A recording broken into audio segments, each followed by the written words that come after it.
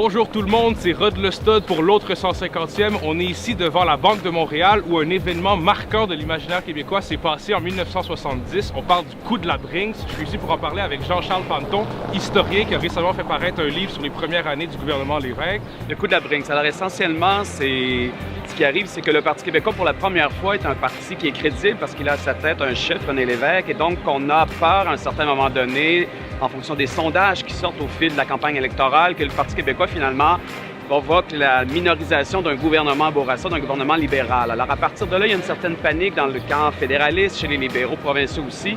Et donc, arrive ce fameux coup de la Brinks-là, donc, qui vise en fait à influencer, changer le vote final qui a lieu le 29 avril. Donc, le coup de la Brinks, essentiellement, ça se passe le 27 avril.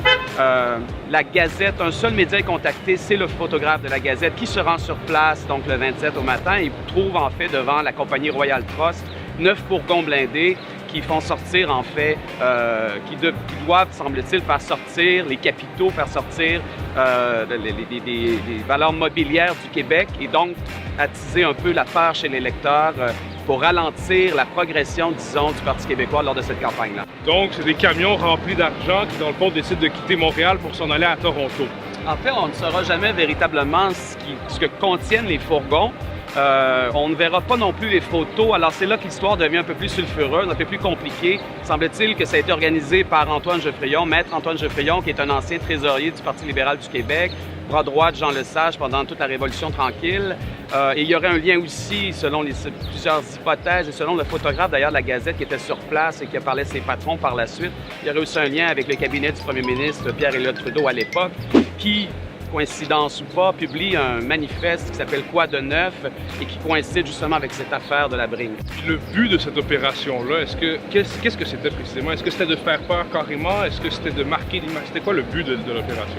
Bien, le but de la campagne, essentiellement, c'est de ralentir la progression, je le mentionnais, du vote pour le Parti québécois. Alors, le Parti québécois, à ce moment-là, selon tous les observateurs, entre autres Claude Ryan du Devoir, dit que le Parti fait une campagne exceptionnelle, très bonne campagne, très efficace, de nombreuses assemblées publiques. On sent le vent tourner, on sent entre autres toute la nouvelle génération s'intéresser fortement au Parti québécois, à la question de la souveraineté.